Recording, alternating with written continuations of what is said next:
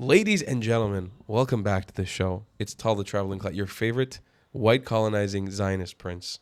I've got a special guest today, an Iranian who's going to give us the down low on all the thoughts and opinions that we have about what's currently going on, especially in the media sphere. We're reeling off the death of Charlie Kirk, and we're seeing the way that the news and the media is twisting everything. I believe there's a heavy dose of IRGC funded propaganda behind a lot of this stuff, and I want to welcome my guest. This is Armin. Oops, I totally fucked up the thing. Here you are. This is Armin Navabi from the Atheist Republic. Welcome to the channel, my brother. How are you doing? Oh, thank you so much. It's such an honor to be here. Thank you so much for inviting me. The honor is all mine. I want everybody right now to please go link in the description, subscribe en masse to their YouTube channel, Atheist Republic, an incredible YouTube channel that is covering, like we just talked about, things all over the Middle East, Iran, Israel. So without any further ado, I want to get right in the conversation. Armin, do you think that what's going on right now, these conspiracy theories that we keep seeing that Israel assassinated Charlie Kirk, Israel is behind this and Israel is behind this, has to do with the IRGC and its propaganda wing? Well, I know that the IRGC does spread propaganda within Western countries and everywhere else. We do have evidence that they do that. Which propaganda specifically comes from the Islamic Republic? It's harder to determine that, but I know I wouldn't be surprised. Like if this is, I could also report to you that I do watch a lot of propaganda from the Islamic Republic. I Mm-hmm. follow their Telegram accounts. I follow their YouTube channels, and I saw it coming from there. Like I saw a lot of them saying from their accounts before I saw it in other places. I saw them announcing that this was Israel. But I don't know. With this environment right now, I don't even know if they need their help anymore. I think it's just basically the world's default to it was the Jews. Yeah. So I wouldn't be surprised if some of it was because of propaganda coming from Iran, but at the same time, the anti-Jewish hatred is so widespread that even without them being involved, you would have people just blaming the Jews. I mean, it's just basic. I mean, since the Romans, this has been the case. Right? It's just a favorite. I actually agree with you so much. I think that there's no denying that Qatar and Iran had, the IRGC specifically, had such a big impact recently on the Western world. And we can see, like, for example, I'd love to hear your thoughts on this. Like, I've been studying what's been going on after the death of Charlie Kirk, after his assassination. And you see these talking points coming out of people like Jake Shields, Candace Owens, Tucker Carlson, Ian Carroll, all in the same. It was like, like a rapid fire, like boom, boom, boom, boom, boom, boom, boom, all saying the exact same talking points. To me, it feels like a script. Like it feels like somebody is giving them resource from outside, maybe Qatar, maybe Iran. But do you think that is also just an effect of what's been going on the last couple of years, or could it be that there might be? I think it's a mix of both. And exactly how much is each is really hard to measure. Yeah. I mean, I know that the Islamic Republic sends out their propaganda out there because we've seen it, but whether how much each individual is influenced by that, whether as opposed to them just chasing views and anti-Semitism and being anti-Israeli working, Yeah. and sometimes the reason why they sound the same is because they're doing trial and error, and they all come to the realization that these lines work, so that's why sometimes they sound similar. And sometimes it's just because they're copying other people who are getting views and engagement the most. And they're listening to them. So they're copying them because they're noticing that they're getting a lot of views. So they just, why reinvent the wheel? They just copy what seems to be getting the most engagement. So, but I think it's a mix of both. But I don't, it's really hard to measure exactly how much um, which what is responsible for. Again, it's a case by case basis. I'm skeptical by nature, so I always try to not come up with, if it's multifactorial, I Mm, don't try to reduce it to one factor mm, because these things are complicated and many different factors are impacting one outcome. So that's why I think, and again, this is again, if I wanted to chase views, I would try to reduce it to one factor because I know. people like to be able to explain complicated things by just reducing it to one element, but Right. usually the world is a lot more complicated than that. And if we want to make sure that we're not like the conspiracy theorists, we have to actually try to present the case as complex as it is, right? And yeah, I mean, right now the Islamic Republic is the latest version of the main force behind, being anti-Israel and anti-Jews in general. But I mean, that this is and your audience know that this is ancient, and we have to. So Islamic Republic is right now our main enemy, and hopefully sooner rather than later we will get rid of it. But again, when it comes to anti-Semitism and defending Israel, our job is not done even after the fall of the Islamic Republic, of course, right?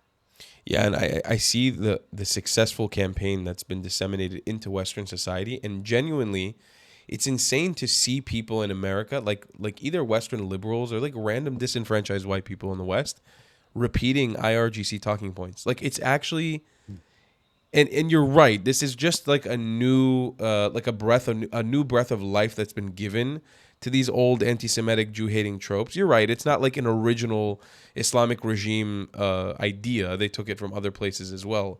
But it always blows my mind when, like, I talk to a lot of people online. I do debates on Omi TV. I'm always talking to people and engaging with people who have been propagandized, and like it never ceases to amaze me to talk to some random person in New York City who has been successfully propagandized by the IRGC. Like that is insane to me. Right. So the reason so even before the Islamic Republic, you saw the unity, the leftist and Islamic forces trying to work with each other. But the reason why you're seeing this now more with the IRGC and the Islamic Republic as a whole and the West is because Shia Islam, more than the other more recent anti-Israeli forces, have really figured out the language of the left, Mm, right? So in recent history, Israel had three different enemies, and this is the third version of it. The first one was Pan-Arabism, which didn't have much to do with Islam. It was basically kind of like Nazism, but for Arabs instead of Aryans. The original terrorism coming out of Palestine was pan-Arabist more than right. it being Islamic, and Israel managed to defeat that. And then the second version was a Sunni version of that. So the pan-Arabists were trying to create a pan-Arabist empire. Instead of having separate nation states, to create an empire opposed to the West, kind of like what we had with the Soviet Union. But Israel was basically this tiny little country in the way that they considered it a tumor. They considered this an extension of the West that they needed to remove to be able to create the Pan Arabist Empire. And then they tried, and they thought it would be an easy job. They all got defeated. Israel defeated them. Then the second attempt was with the Muslim Brotherhood as Sunni Islamic Caliphate. So first we had the Pan Arabist Empire goal. Then we had a Sunni Caliphate, Mm-hmm. Islamic Empire, and Muslim Brotherhood and Hamas being an extension of that was the attempt. They also failed. Um, and Muslim Brotherhood is basically controlling zero countries right now. And that the idea of Muslim Brotherhood or having an Islamic Sunni Islamic Caliphate is basically with the fall of ISIS seems like not nothing that anybody thinks that could potentially happen in the foreseeable future. But then the third attempt was because Muslim Brotherhood made its way into Iran through this guy called Navab Safavi, and then the mixing of Muslim Brotherhood ideology with ethno-Ashari version of Shia Islam created this concept called the Velayat Faqih, which is the guardianship of the jurist, and we call it for short we call it Khomeinism. And basically, they took the ideas of Muslim Brotherhood and they created this ideology with the similar goals, but with the Shia branding on it, and they started the revolution of 1979 happened because of that, right? So there what the similarities between what we have in Iran right now and Muslim Brotherhood is that they brought the ideas of Qutb and Banna that we need to create a global unified Islamic bloc against the liberal Western liberal. I mean, by liberal I mean classical liberal, right? Western liberal order that is now dominating the world, to fight that. Mm. And you're not even a Muslim if you do not fight against that. Like, basically, it's a duty of every Muslim to be fighting kufr and fighting the infidels and the global uh, Western power that is now Darul Kufr. Um, and they also understood that this is a three-phase plan. They inherited this from the Muslim Brotherhood. That the first phase of the plan is to remove Pahlavi from Iran, Mm. removing because Pahlavi in their minds was an extension of the imperialist West, to basically capture Iran, not because they care about Iran. They hate nationalism. Right. They want to use Iran to then capture the Middle East. So phase one was to get rid of Pahlavi.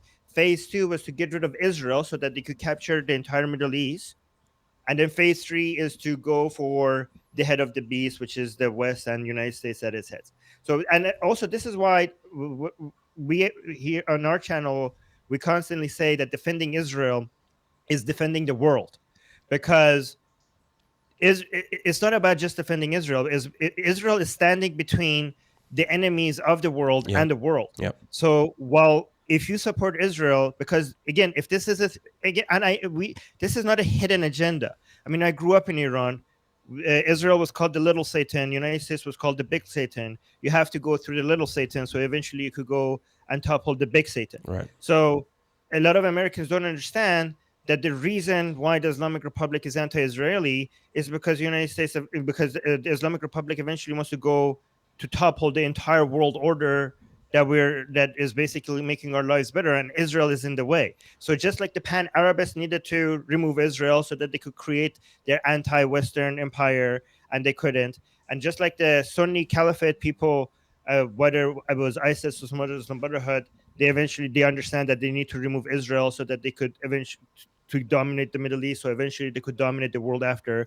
This third group of people, which is the Islamic Republic, they have the same understanding that you need to eliminate Israel Right. if you want to eventually dominate the world. Sorry, I went for so No, long. no, no. But I mean, this is a beautiful explanation. Also, it's something that, like, I think whenever we talk about Iran, it's so important to give so much context because people always see black and whites, especially people in the West. Like, I'm assuming even my audience, who I talk about Iran ad nauseum, like, they don't totally understand the complexity of the issue. That also there's a good chunk, I would say, even the majority of people in Iran who don't care about or care for the IRGC, who actually do support Israel.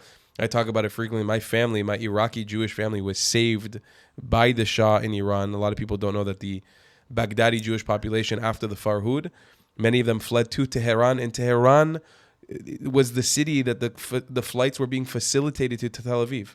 My family would directly pass through Iran and was brought to Israel from Iran. Iranians saved the Iraqi Jews. So people don't know this complexity. Can I have you on my Persian? Because I don't know if you know, I have an English channel, which is Atheist Republic, but we have a Persian version of it as well, which is called Jumhuriya Bi Khodayan. Okay. I think the people there would be fascinated. I would hearing love this from to. you, because you really okay. I will Yeah. translate for you to Persian. Sure, I Okay, would love that's to. I also fantastic. just found out, by the way, I found out that my great grandfather was born in Iran. I didn't know I was Iranian. I'm a Persian Jew also. I had no idea. Wow. Yeah, my great grandfather Really? was born in Urmia next to Tabriz. There's a ancient Oh Jewish my community God, there. that's Yeah.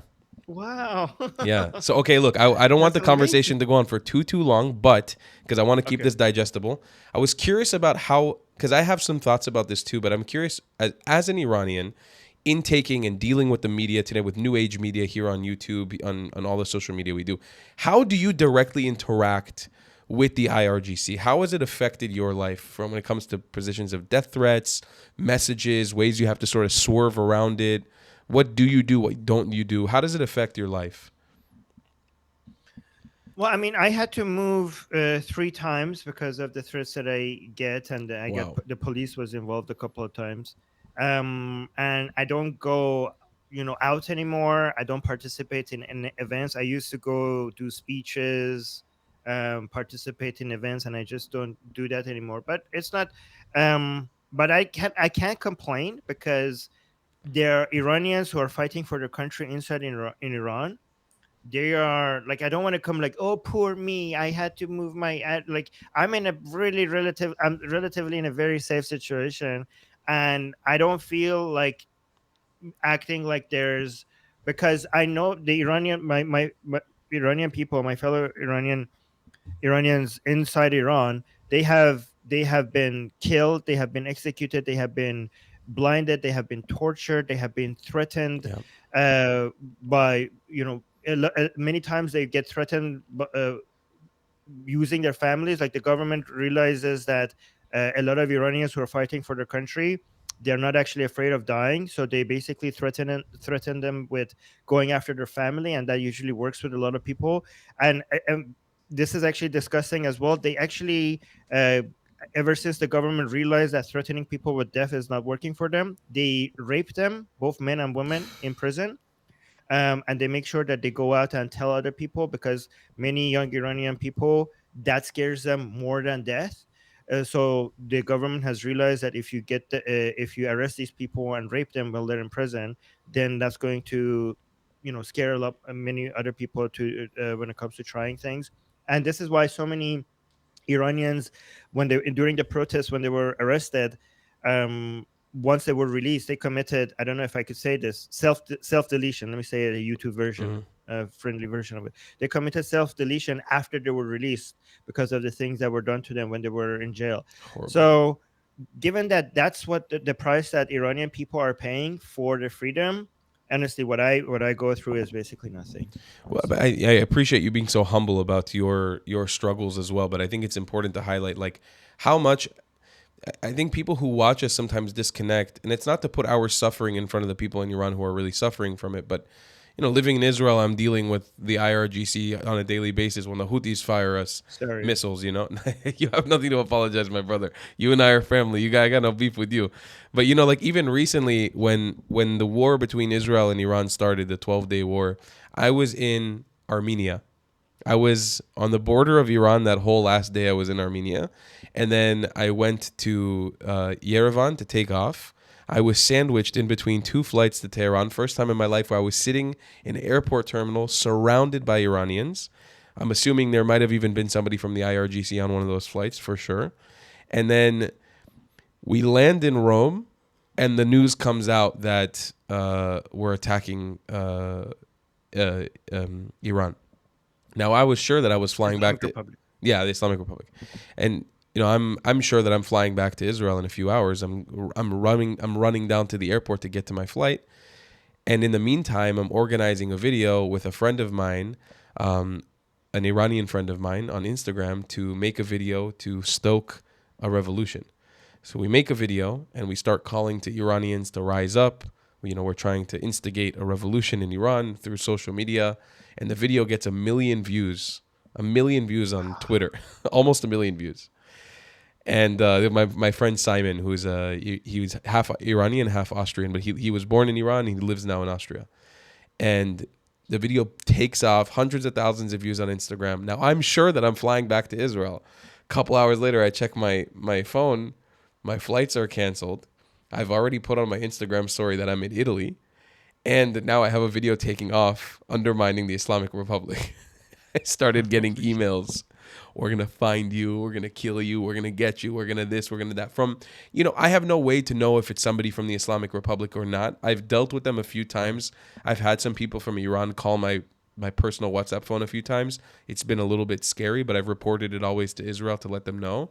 But when I landed in Italy, what did I do? Because I was so freaked out that my life might be in jeopardy, that somebody would hunt me down. Because we know that the IRGC has cronies all across Europe. It's one of the reasons, by the way, why the European Union wanted to stop this war from continuing, because they knew that there might be agents all across Europe that would do a vengeful attack against Europeans if Israel were to continue in Iran. So what I started doing, I took a boat to Albania, and then I spent every day for 2 weeks jumping from country to country, from Albania to Bosnia, Bosnia to Serbia. I was so scared for my life that the IRGC might catch up with me that I was literally spent like every day jumping around. And this is just one of those realities of doing what we do, of calling out this bullshit, calling out this violent regime that is oppressing our people, who I'm now a part of as well. I didn't know my whole life I was, but I am, who is oppressing our Iranian people and our beautiful Iran that needs to be freed. And it's something that I think it's so important for our viewers to know this, that even like normal people, quote unquote, like me and you, who live outside of Iran, who don't deal with Iran on a daily basis, we're also heavily affected by the IRGC and their stupidity every single day. Right, right. And that was thank you so much for sharing all of that. And I'm sorry that you had to go through all of that. I do think that the way out of all of this is the unity between the nation of Israel and the nation of Iran. Absolutely. I think we share a common enemy, and we have similar values, and we are in the same area, and we're surrounded by the same people who are against us, who want to kill us, who want to destroy us. And given how close we are, and given how aligned we are, and given our common goals and common interests, um, I think these two nations. I mean, and also given that we have had an ancient historical bond between these two groups of people, um, I think the solution to all our problems right now in the Middle East and is to build a bridge between these two nations, between these two people. Um, and I do want to mention, I hope more Israelis, given that you're so popular, and I want more Israel, and I know a lot of Israelis follow you. I hope you don't mind me mentioning that I encourage a lot of Israelis to please look up Prince Reza Pahlavi, Yes. because Iranian people, if we are going to have a revolution, if we are going to basically take out the enemy of the Iranian people and Israeli people, uh, the best hope, and honestly, it's not an exaggeration, the only hope that we have is for us to do it under the leadership of Prince Reza Pahlavi. So Absolutely. Iranian people know him and support him, and I really hope that Israeli people will also look him up and support him, because he's a friend of Israel as well. He's a friend of Israel, and he just recently had his team travel to Israel, and they have an emergency plan for what to do after the regime topples. And if you study it, one of the highest priorities is for the next government in Iran to recognize the state of Israel. So you know that this is a man that Israel is a friend of Israel. So I hope more Israelis will look him up and and support him. Absolutely. I think I've heard a lot of controversial things about him, some really good stuff, some really bad stuff. But I think overall, the idea is that we need somebody to help usher in this next step in Iran. And he's the guy for the job. I'm wholeheartedly behind him. I've advocated for him. I want him to be able to step into power right now to help bring Iran to the next step out of the bullshit and all the horrific, ideology that Iran or the Islamic regime of Iran has made for Iran, and he's the person I think who can help Iran take this next step into the future. So inshallah, he's able to help. I know that with regards to the bad stuff, if you go look at the source of the bad stuff, the source of the bad stuff against Reza Pahlavi are the same people who spread bad propaganda against Israel. Yep. It's the same people.